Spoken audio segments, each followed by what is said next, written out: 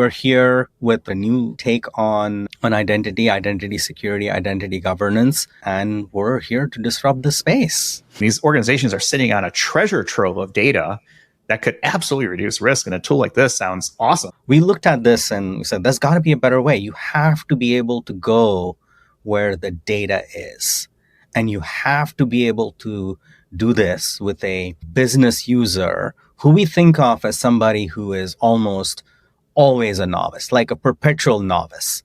This needs a solution that just works and works with the system where the data is. And that's what we set out to build. We want to be the best integration platform that our customers can rely on.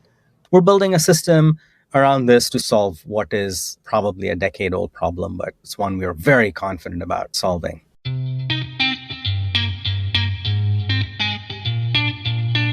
This is Identity at the Center. If it has anything to do with IAM, this is the go-to podcast.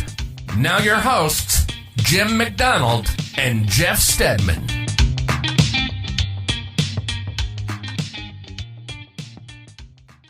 Welcome to the Identity at the Center podcast. I'm Jeff, and that's Jim. Hey, Jim.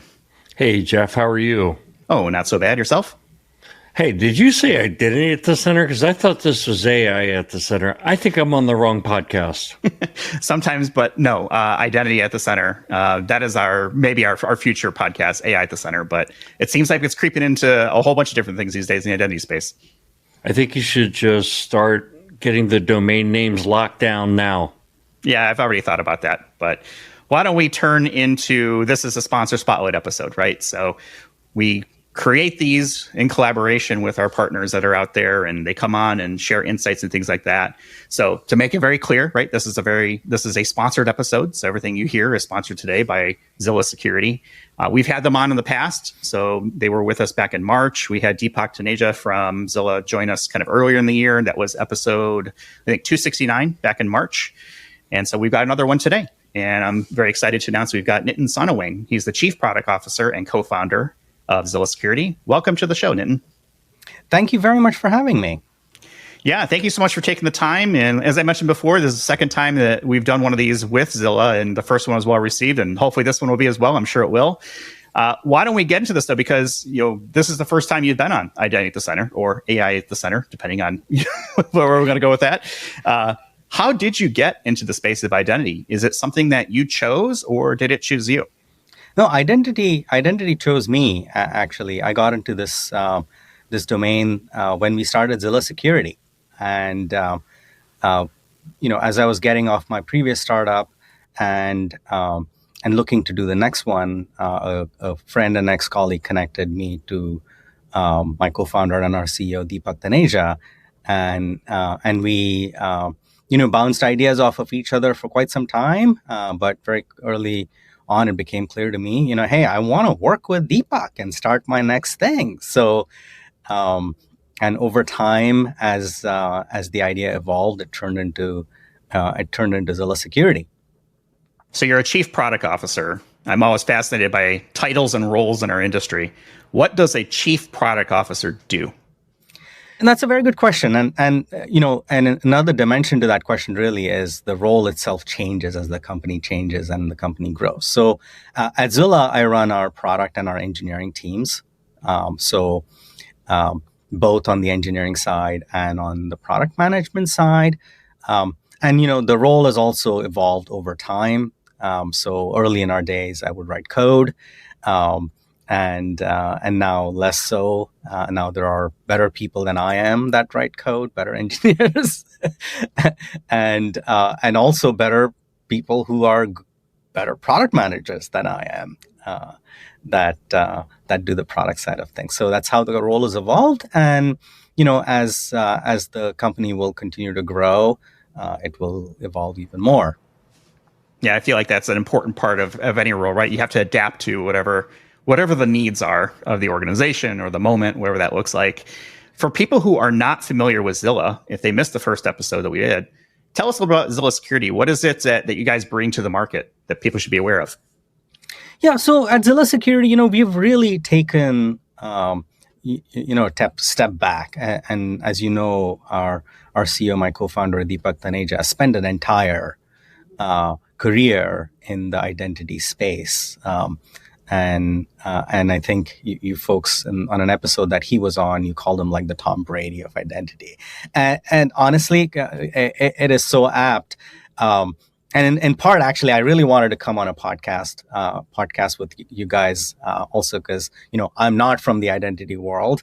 And like today's episode, to me, it feels like I've arrived, right? So, and just, one of your episodes I listened to and it was like, boy, that intro music, like I gotta get on this podcast. Flattery will get you everywhere in this podcast, and keep going. Yeah. So, all that said, so, with Deepak's background and deep expertise and sort of a fresh set of eyes at the identity space, and honestly, as the tech world at large, as it has evolved over the past decade or so, and there's a couple of, completely orthogonal evolutions that have happened in the space, right? One, of course, is cloud and SaaS and everything else has taken on a scale and magnitude that it never had 10, 15 years ago. But the second thing that's happened is the level of business involvement in systems and applications and business owners and people who really are not, IT administrators, leave alone identity people, right? They're not responsible for managing, really much of what it turns out to be identity related.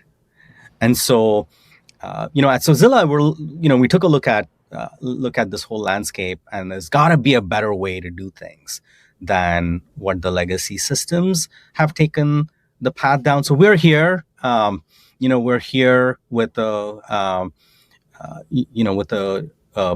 new product, a new take on identity security, identity governance, and we're here to disrupt the space. It's funny that you mentioned the business, because I feel like this is something where, if you're in this industry, especially if you're working as part of an IM real world scenario, a lot of times there's this idea of like, hey, we want the business to be more involved in identity, but they're not identity people. And yet we're asking them to make decisions on, is this access appropriate? And we just kind of assume that they know those answers. And that's not always true, right? That's right. In fact, what's interesting is that we are now more so calling on business people to do a lot of things for us, right? We call on them to set up and configure and build integrations into systems. We call on, and when that fails, we call on them to do screenshots and screen scraping and things like that. And we call on them to do access reviews, and we put in front of them some very complex entitlements and tell them to say it's okay. And more often than they don't know what to do. And so they do what is, naturally allows them to go do their day job, which is to say approve all, and they move on, right? So I think increasingly we've called on, business users, and we'll continue to do so, right? Because this is not a trend that's going to disappear overnight. This is a long-lasting tectonic shift in the way IT operates, and this is here to stay. So everything we do around security in general and identity, particularly in this new modern world, plays a much more central role than it ever has. So it plays a central role around security, and wherever there are security concerns, obviously compliance follows, because compliance wants you to show them that you're doing what you said you were going to do. And so now you have a security problem, a compliance problem in this particular new world. And of course, if you are giving people access and you're taking away access, you have a provisioning, deprovisioning problem, right? So it's all, it's all in some sense a new world where business users are being asked to play much more of a active role in something that they'd rather not do. Nitin, we've reached out to Deepak Taneja, whatever it was, maybe 6-9 months ago, because he's really somebody who was around the beginning of identity. Then he was one of the key people who kind of developed this IGA space. And IGA space, in my mind, is all about ensuring that the right people have the right access. I don't think IT or information security can make the decisions on who gets access to what. That's got to be the business users. But what IT or IS needs to do is give them systems that make sense that they can use to do that role, to fulfill that role that they have in managing access. And one of the things that like knocked my socks off with the Zilla platform is what you did with Zeus and the ability to kind of use a tool that I've never seen, and I still haven't seen from any other vendor. I'm not just saying that because you're doing a sponsor spotlight, but seriously, this is innovative stuff that people need to go out and check out if they haven't already, with just kind of like highlighting on your screen where certain fields are so you can do an access review. So it's that level of automation that can really enable a business user. It's not just, using more friendly business terminology, which basically gives it a quantum leap. But now that you've introduced AI into the process, fundamentally improves your ability to put those decisions in the business's hands. That's right. And, again, we took a step back and we look at what our customers were doing, right? And our customers and the people we wished would be our customers when we started Zilla Security, they had this problem in droves, and it was appalling how we ask business users, often who manage very sensitive systems, right? So these may be things like banking portals or insurance portals, or and things like that, for where there's a real need for identity governance, right? And so we looked at this and we said, there's got to be a better way. You have to be able to go where the data is, and you have to be able to do this with a business user who we think of as somebody who is almost always a novice, like a perpetual novice, because he or she gets called on to do, particularly when it comes to things like SOX compliance, gets called on to do this every few months or so, or 6 weeks, 8 weeks, whatever your cadence might be, and they dread it. And so Zeus was born out of this.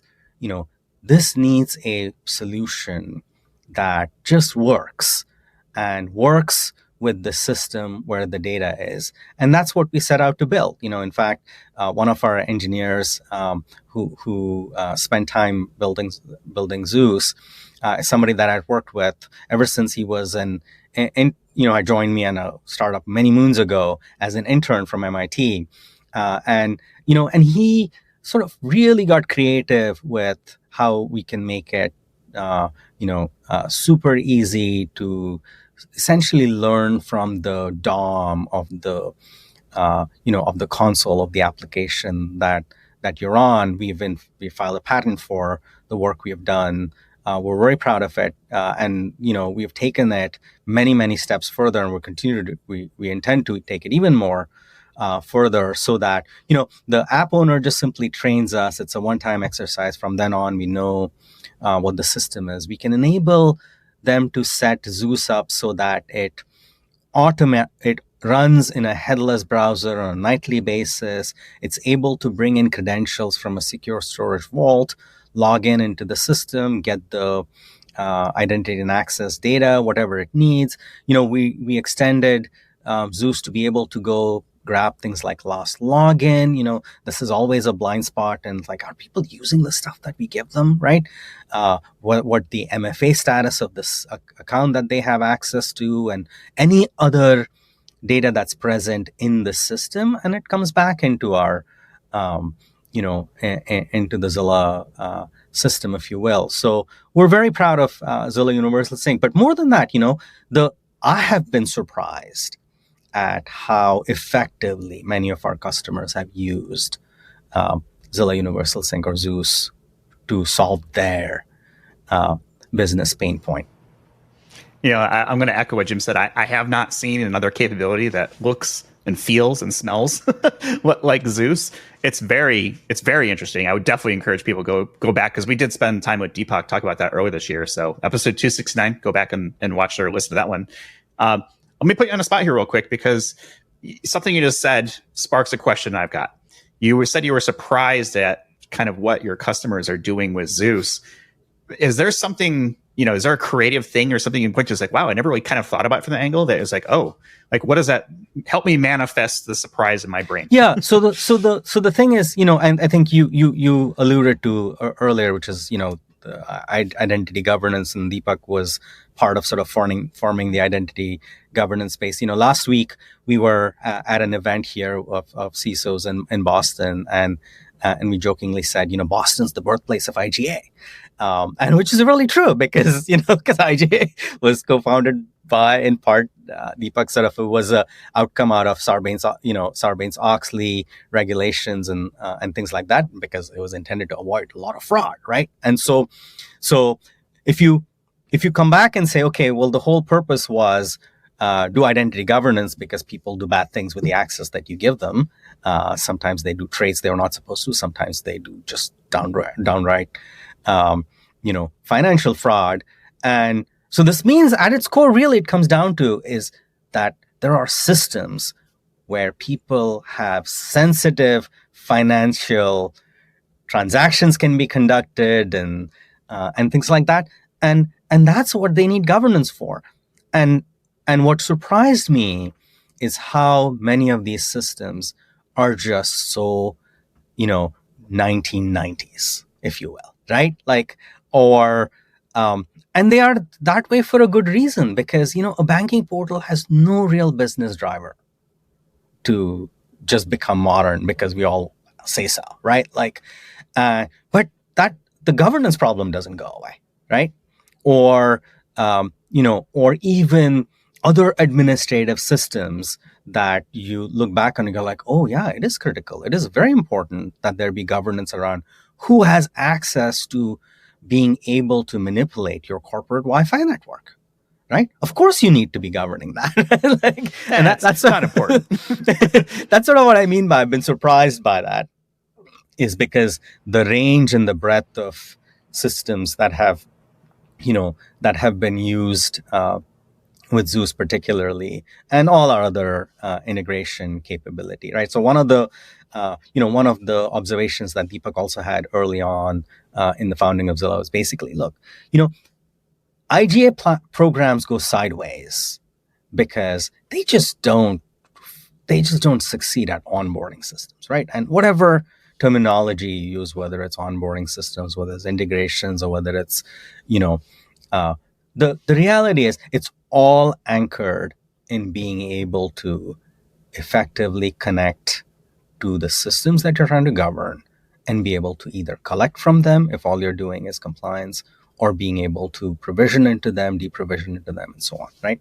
So IGA programs are anchored in integrations, right? So that was an early observation. Like, if there was a thing that said, this I believe, right? Like, and so I think at Zilla, this we believe, right? Like, IGA programs are anchored in integrations. And so we're like, okay, well, if that's the case, we gotta be, and if that's the case, and that's the pain point that our customers are facing, and the customers we want to have are facing, then we've got to be an amazing integrations platform.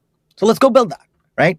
And so, all the API integration capability that we have built, all the stuff that we have done with Zilla Universal Sync, all the things that we're building in order to be able to get in a very secure manner in a hybrid network, all of that's kind of born out of it, right? So, which is that we want to be the best integration platform that our customers can rely on.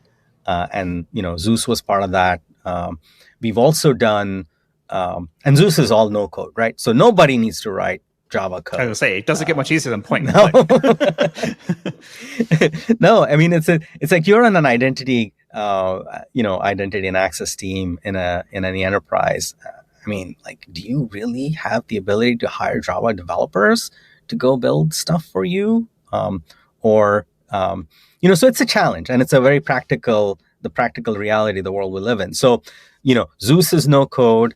In addition to a very large number of API integrations that are out of the box in the Zilla product, we've built no code capability so that you can simply tell us, for a system that Zilla has never seen, you can simply tell us, this is going to be OAuth authentication, by the way.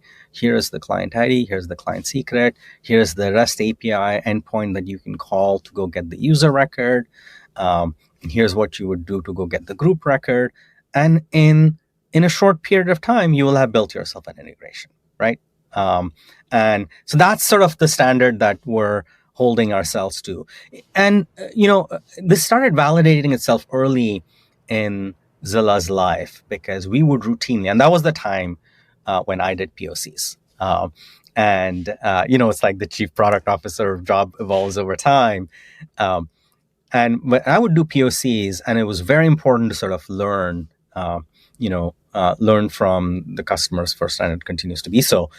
But it was like people would tell us that, I've done more in the hour that I've been on the Zoom with you in a POC than I did at my previous job, right? Like it would be, we would hear things like that, and that's sort of validated that, the belief that we hold here at Zilla Security.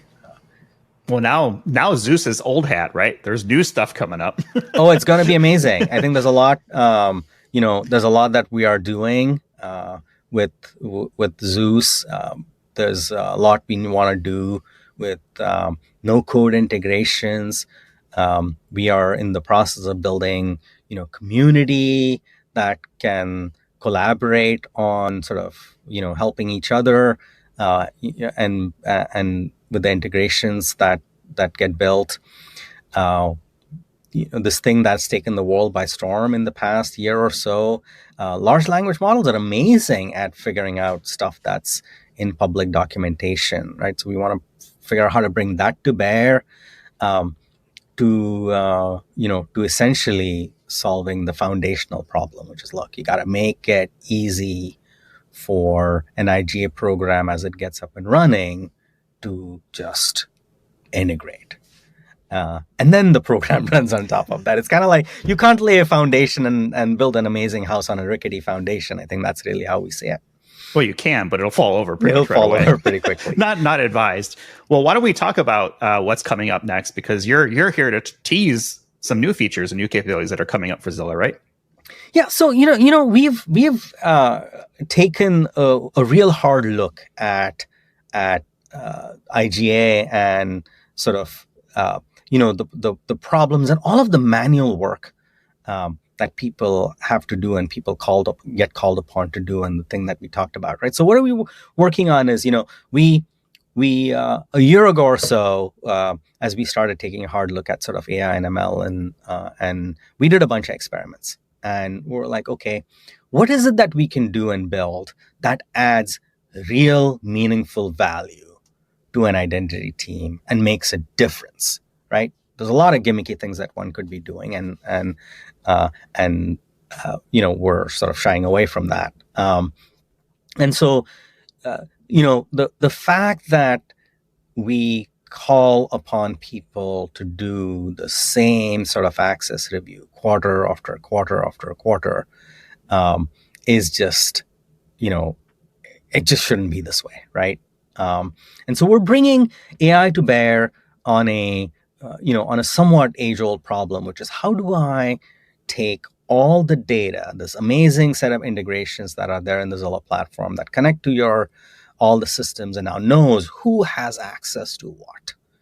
Now, how do we take that, who has access to what, at an individual level, and have a machine learning model learn from all of that and say, okay, from here what I can tell with a high degree of confidence that just about everybody who is doing QA has this access in Jira, for example, right? Or all salespeople should have access to Salesforce, right? I think we as humans intuitively understand that. but we as IGA practitioners have failed to take that intuitive understanding into practice, right? Like, and honestly, the problem here is that, even people don't know where to begin, right?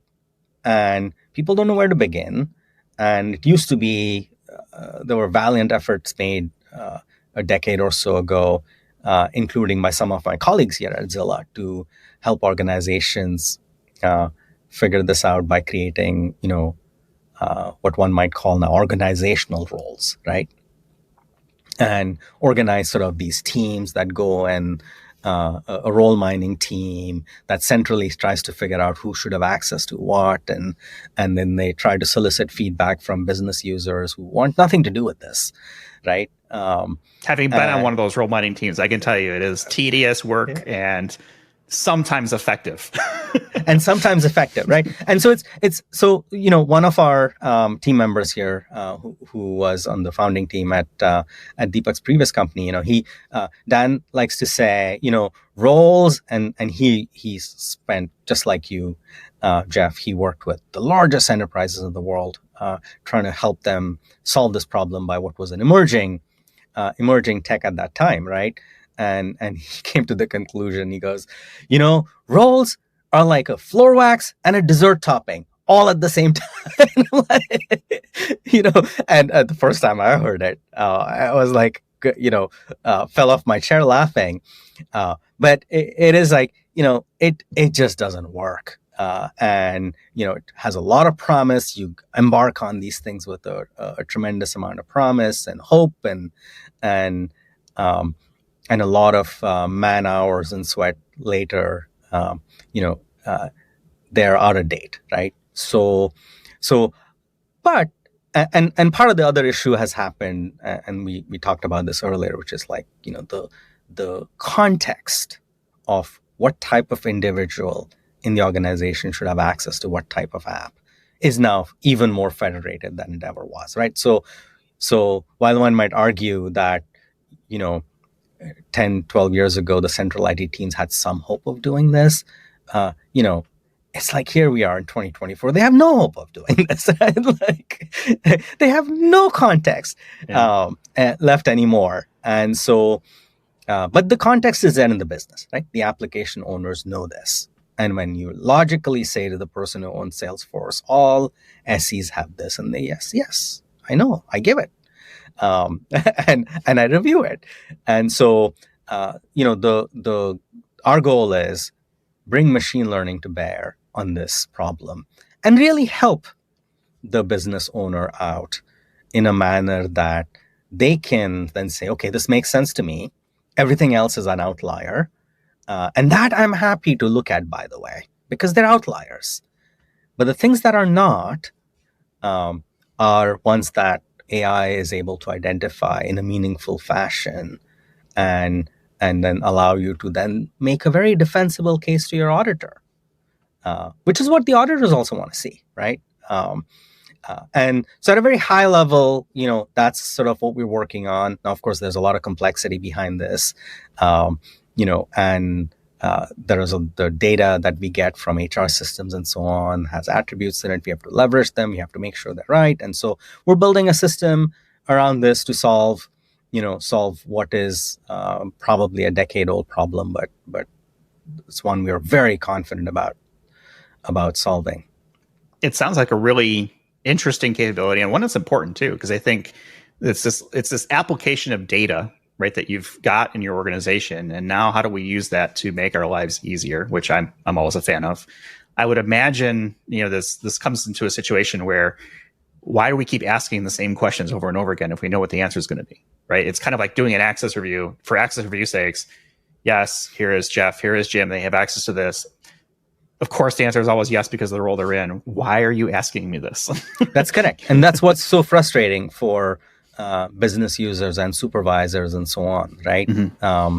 And so a system that can get away from it, but then more call attention to the things that actually need attention, mm-hmm. right? I think that's really what's getting lost in this is, you dump a pile of stuff in front of me and then expect me to, which is not my job at all, to sift through every single leaf in that pile, and Right. and so And it's all they're going to do is just kind of like, I didn't find it, and then move on after like 30 seconds. Move on. Exactly. Right. Exactly. So whereas this will meaningfully help people focus on the things that really matter, and pay close attention to that administrative privilege that's been sort of being handed out like candy, perhaps, and and remediate things like that, right?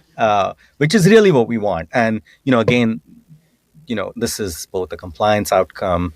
Of course, that's what forces people into action often. We wish it wasn't that way, but it is what it is.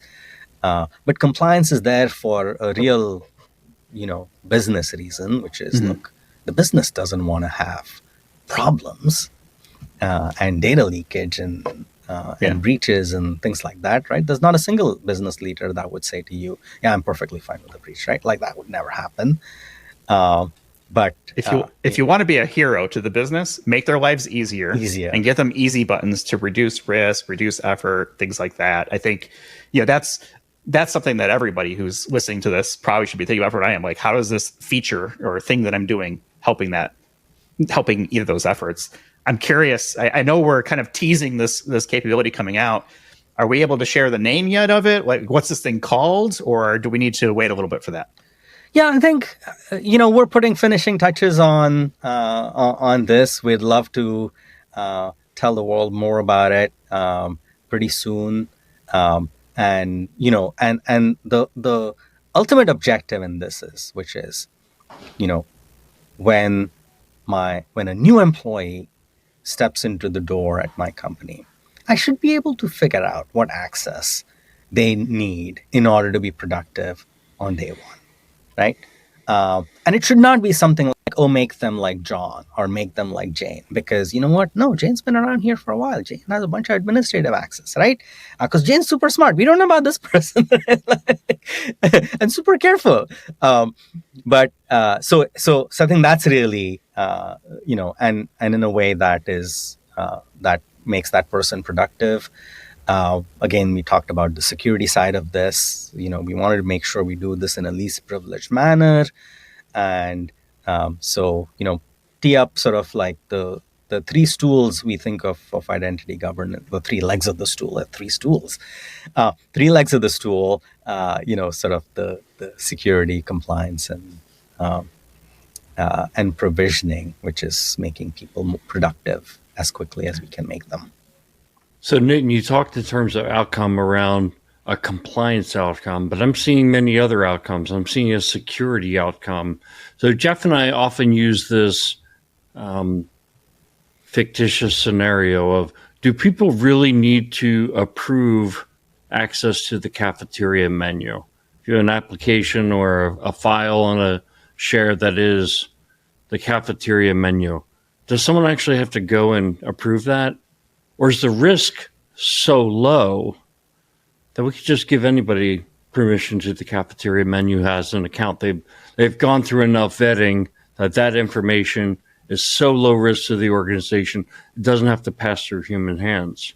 And by not passing through human hands, you no longer have the hurdle of, now I have to manage X number of approvals, and I start getting into rubber stamping because this is just too much. I have a day job. I don't want a part-time job approving access. So now you have, well, obviously the efficiency driver because there's fewer approvals to make. You have an accuracy driver, which leads to better security. So you have a security driver. So I'm seeing all those things in what you're saying. That is exactly how we we see the world too, right? Which is, and an early advisor to Zilla, was a CISO, he said to us, he said, I think of security and compliance as two sides of the same coin, because compliance is all about demonstrating that the security best practices that you said you intend to follow are ones you follow, right? And so, security and compliance outcomes kind of go hand in hand. What is interesting is that the compliance outcome comes with an additional burden. And you alluded to that just now, which is about accuracy and completeness, right? And because as soon as it becomes a thing of compliance, now the auditor wants evidence. And so, another problem that we set our eyes on at Zilla around access reviews was sort of like this evidence problem, right? Which is, now we're kind of flipping it a little bit, right? Think now I'm a business user. My job is to make sure the organization is compliant, right? So in the same way as that the other business users have their job to do, I as a business user have to become compliant, right? And so our direct customers, the people who buy the Zilla product, they need a business outcome, and their business outcome is no dings on the audit, certainly not SOX and things like that, because that gets the CFO's attention, and nobody wants the CFO's attention, and prove it to auditors who in their past life have been accountants, because they're used to making sure that the pennies add up, right? And so on the compliance side, we're faced with auditors who really check every line, and they need all the evidence, and so that's another thing that we brought automation to bear, right? Which is, look, nobody should be manually saving these things in Google Drive folders or in SharePoint folders and things like that. It's like, why can the system just not automate this?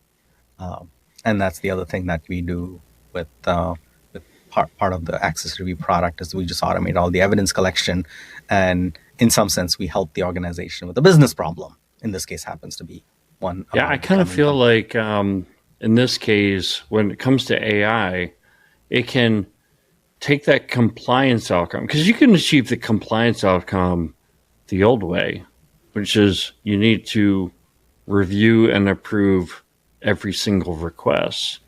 The security outcome is actually improved by inserting AI, by just putting a focus on what humans really need to decide. Now, the AI has to learn and be able to accurately recommend or make decisions that auditors aren't going to question. So there's probably an element of, people have to build that confidence, auditors, IT people. But I think it builds over time as you can show that actually we're getting more accurate results using AI than having people, potentially rubber stamping access. And if you use a risk model and speak in the terms that CISOs think in, right? I mean, all of us as identity consultants and practitioners, we're in the game of, being risk evaluators and speaking in terms of risk. And this is really about reducing risk. That's right. That's the goal of compliance. But that when you look at actually how you achieve compliance, it's I don't know that it necessarily always drives better security. That's exactly right. And in part, I think it happens because, because you're overwhelming. You're overwhelming people with things. And, what you put your finger on is exactly right. I think being able to assess the risk and calling attention to the entitlements that are high risk and highly sensitive versus, I like the cafeteria menu analogy, right? Because they should not get commingled in a manner that everybody thinks of the administrative entitlement in an AWS account equivalent to a cafeteria menu access, right? Like they're completely very different levels of risk. You also want to call attention to other aspects of as well, like for example, identities now that are related to machine integrations, right? So identities that are service accounts intended for a application, identities that inherit entitlements in not very obvious ways, right? And this is where we can bring AI and more specifically large language models to bear. You'd be surprised at how good they are at being able to tell you whether an AWS policy is something you should consider privileged or not, and most people can't do that. So Nitin, I'm a tinkerer, right? I want to try to envision how this new functionality is going to work. And let's take a scenario. Jeff hires Jim for the IDAC Corporation, and which I would never do. I would never hire access of Jim. Well, we don't have a cafeteria menu either, Jeff. Right. So I would like to file a complaint. It's been getting very boring in terms of what we eat. But let's just say Jeff wants to give Jim access to the cafeteria menu on, one of his first days, and that's not a birthright provision. Walk us through kind of how the system evaluates that and decisions on it. Yeah. So the way to think about this is, when Zilla integrates into all the systems in an HR system and so on, now we have a good map of, of what type of individual gets access to what. And now we can answer the question of, with a high degree of confidence, if Jim walking into the corporation with so-and-so job function as identified by different attributes that are there in the HR system, what must Jim have access to, and what may Jim have access to, right? And then the last thing is that everything else is just outliers, right? So if you sort of think about it, and this is probably how we as humans might even think about it, logically speaking, right? It just has not been very easy to operationalize. And so it's like, if you've determined that this is what you must have access to in order to be able to do your job, then those just, in some sense, should be treated like birthright access. And if there are other entitlements that you may get, then those could be things that are, in some sense, not standing entitlements, but perhaps pre-approved in the sense that you ask for them, you get them. Nobody needs to review and approve, right? And so you get it, and then there's a separate decision that application owners can make on whether they are standing entitlements or whether they are ones that are time bound or whatever that is, right? But it's sort of like, this is what you must get, and then therefore it is something that I, as an application owner, have determined. It is something that I don't need to review it. It is something that I can present as defensible to an auditor. An auditor looks at it and goes, okay, this is your review. Here is this thing that you told me these sort of people may have, and that makes sense to me. I don't need to look at every single granular entitlement, or I may want to look at it. I'm an auditor. I don't know what I'm going to want to look at, right? Or I should rephrase, the rest of us don't know what they're going to want to look at. And the funny thing is that every auditor is different, and every auditor in every audit firm is different. So, but at the end of the day, we think of it as like, I don't really care, right? Like, I want audit is a business outcome that just gotta happen, right? Or rather, a successful audit is the business outcome that's gotta happen. Right, the audit can take place, and that was all it took to be successful. I think there are a lot of happy people out there. And so making that defensible in an evidence package that, hey, this is our practice, right?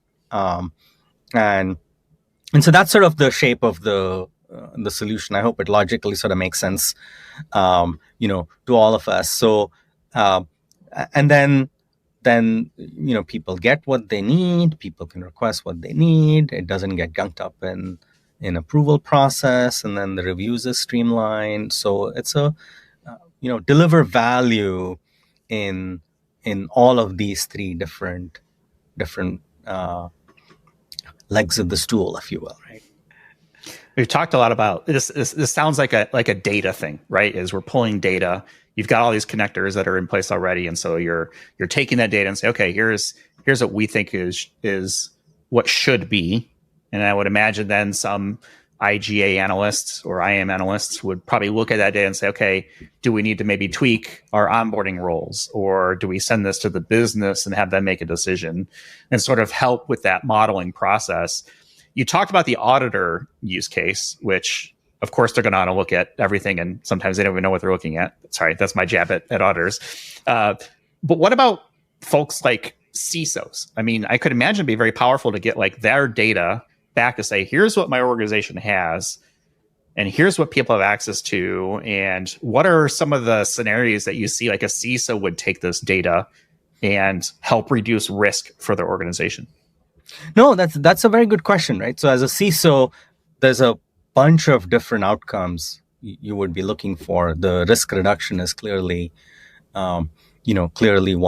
There's another outcome you want is that you want to be a partner to the business, and you want to enable the business, and that means being able to make people efficient and productive, and so on and so forth.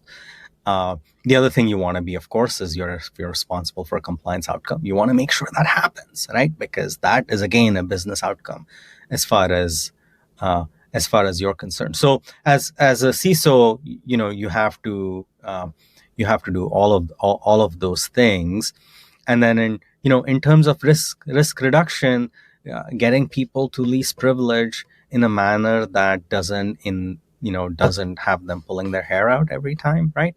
I think that's an important.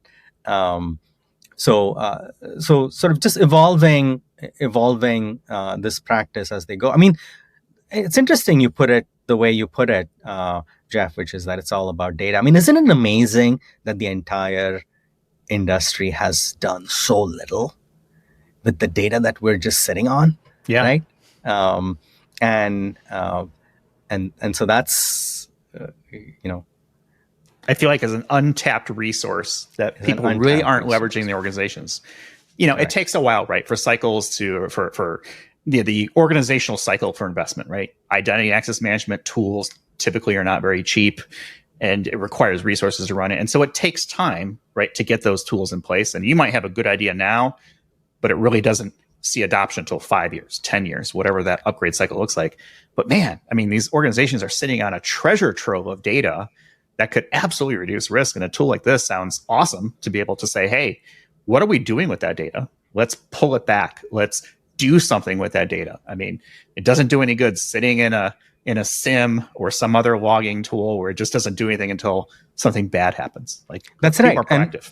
That's right. And also, let's be more proactive and also be able to tap that data when you do need to pay attention to something, right? So I'll give you an example of, the recent incidents that happened around Snowflake, right? And if you think about it, it was essentially a chain of events where there happened to be certain service accounts tied to Snowflake databases, and these accounts didn't have MFA on them, right? And so they were susceptible to password spray attacks and what have you, right? It's always the basics. it was really the basics, right? And so if you think about it, when something like, now, first of all, you would think you want to be proactive and you want to be able to catch this very proactively, right? So that's certainly one outcome you want, which is, hey, if you have a risk reduction strategy of having multi-factor authentication across the board, you as the CISO should be able to answer the question, where are my risks associated with this lack of control, right? But the other side is that when an incident does happen, you should just simply be able to ask the question, where does this affect my organization? And I think a system like Zilla will, and many of our customers got that answer, practically right away, because that data was there in their Zilla system, right? And at an enterprise scale, and an enterprise security team should be able to similarly answer the question, well, which one of the 1,200 Snowflake instances we have across the board that have this problem? And what is the extent of that problem, right?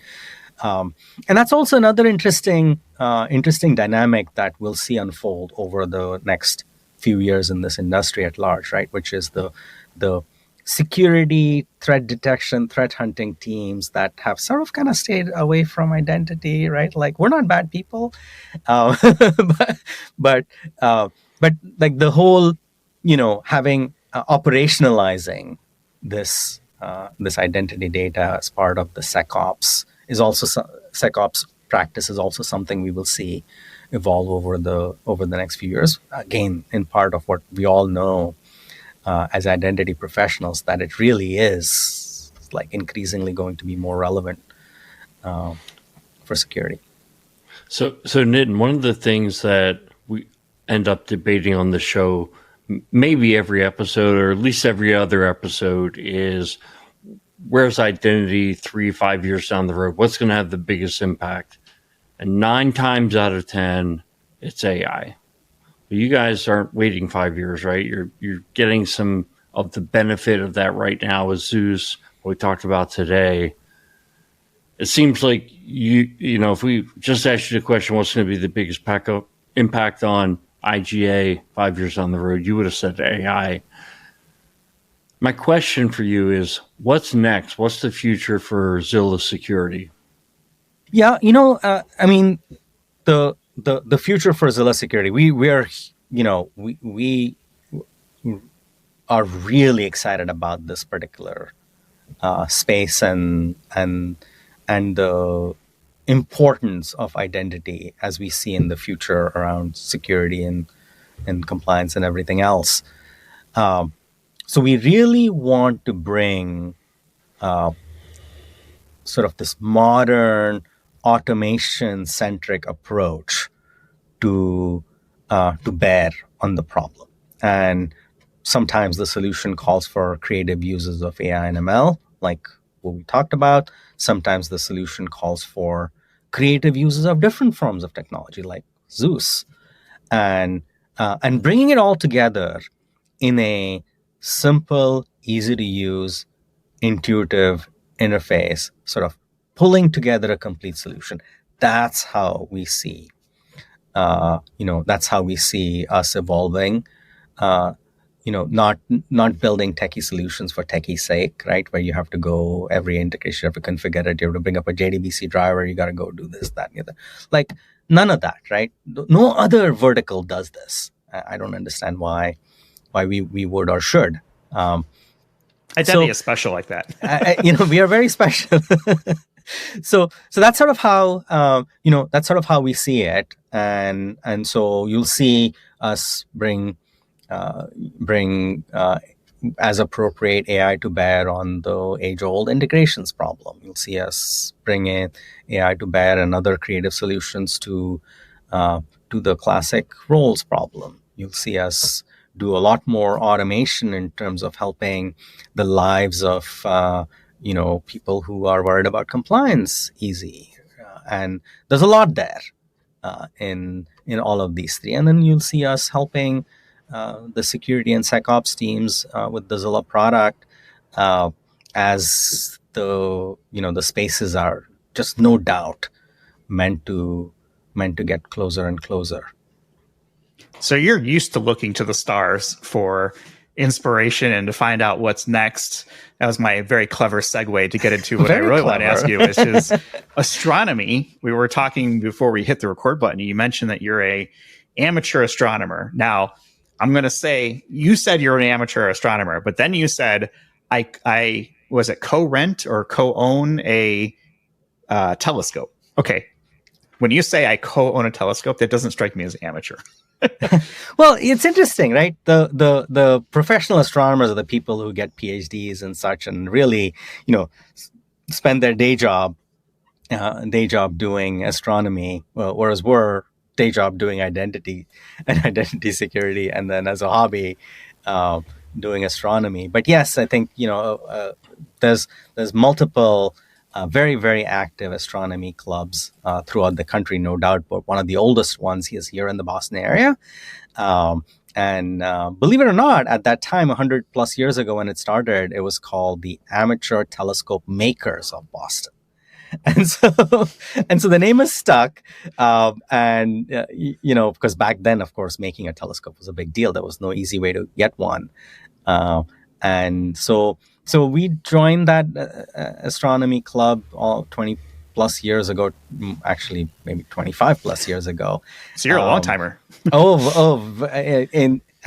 And we really enjoyed being part of the astronomy club, and we would go on long camping trips in dark sky areas with the astronomy club north of Maine, and then a few of us got together and purchased a telescope that's lovingly called the Godzilla, and it has a 36-inch mirror, which is a very large mirror, but it's very impressive to kids because it stands 15 feet tall, right? Like, so it's like, whoa, what is this thing? And I think and it's amazing. It's in a trailer too, right? This is not. And it has its own trailer. Yeah. That is correct. It has its own trailer, and it's a very, it's beautifully engineered with all the trusses and things. Then you have to put it together and you set it up, and it takes about an hour to set it up, and not, a little less than that to tear down. And so we would have a great time with it. And I say we would because, in the intervening years, kids came along, and astronomy has been on a bit of a hiatus for a period. But that telescope is incredible. It's the largest telescope on the eastern seaboard here. Oh, wow. So Boston is the birthplace of IGA. It has the biggest telescope on the eastern seaboard. I feel like there's some grassroots moves that need to come here. Like, can we get that written into, like, I don't know, the Constitution or something for Massachusetts or something like that? We should, right? The only thing Boston doesn't have is weather that is not very friendly to doing astronomy, right? As a Chicagoan, I can absolutely empathize. That's why I moved from Chicago. So Nitin, I'm wondering, does the light pollution of being in the Northeast and being near a big city like Boston, does that affect your amateur astronomy? It absolutely does. And in fact, it gets worse year after year after year. In fact, there is one of my, friends from the astronomy club is very, very passionate about light pollution and so on, and an advocate across multiple towns. And the tragedy of all of this is that it doesn't have to be like this, right? It's like, why would you take a light and point it up when really you want to see what's on the ground that you don't report? Unless you're Batman. So you'd think it would be the most common sense thing to do, which is to have these full cutoff lights that are pointing to the ground and not necessarily leaking light to the sky. But it is what it is. And so yes, you have to seek out darker skies, and it's amazing when you do, and you can see the Milky Way in the sky. It's unbelievable. I mean, you can see that with the naked eye in places like Utah even. Yes. I was on vacation in central Utah, and just you can see the Milky Way and kind of like these clouds of, I guess, there's gases in the universe that it's mind-blowing how much more you can see in a dark state, I guess is the way to put it, versus near a city. That's correct. It's mind-blowing. I mean, there's a bunch of things like this that are very mind-blowing when you look through a telescope. I think the one that comes to my mind is something called the Orion Nebula. I don't know if you ever had a chance to see it. It's sort of like in the sword of Orion the Hunter. And even if you take a decent pair of binoculars and point to it, you can actually see what looks like a star is not a star, right? And through a telescope like that, the one that we have, you can actually see an incredible amount of detail. You can actually see like this fog around stars. That fog is like has structure to it, and it's amazing because that's where stars are being born, right? And so now it's like, oh my God, like talk about blowing, your mind, right? Like stars are being born because gas is coming together and with gravity, and you can actually see that. Yeah, I think what's also mind-blowing is like when you're looking at a star being born, that might have been 5 billion years ago. Exactly. That's right. By the time that light actually reaches the Earth, that's how long it takes. It could be on the decline by now. Yeah. That you might see the birth and end of it all in a very flash of a pan or a flash of an eye, so to speak.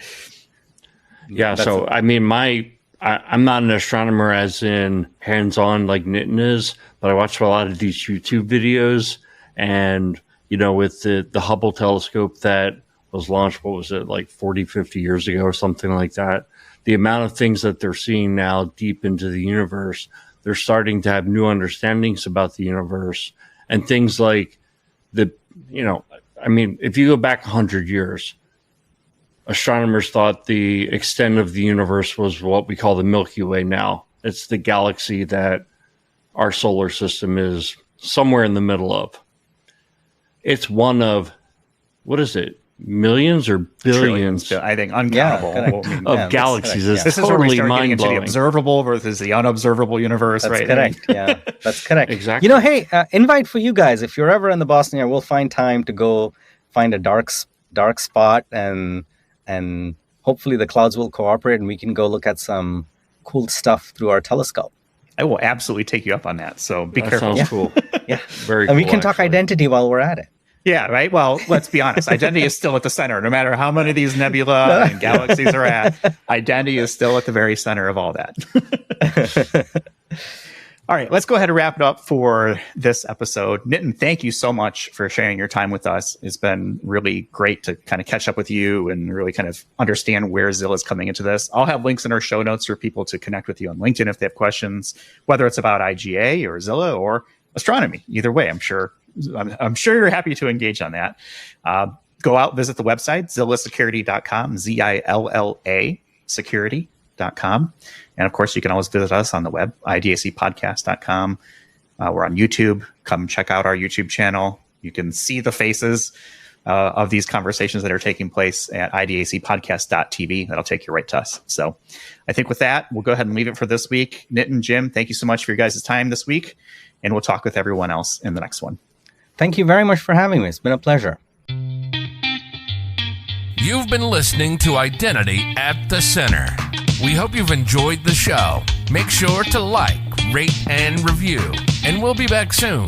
But in the meantime, hit the website at identityatthecenter.com. See you next time on Identity at the Center.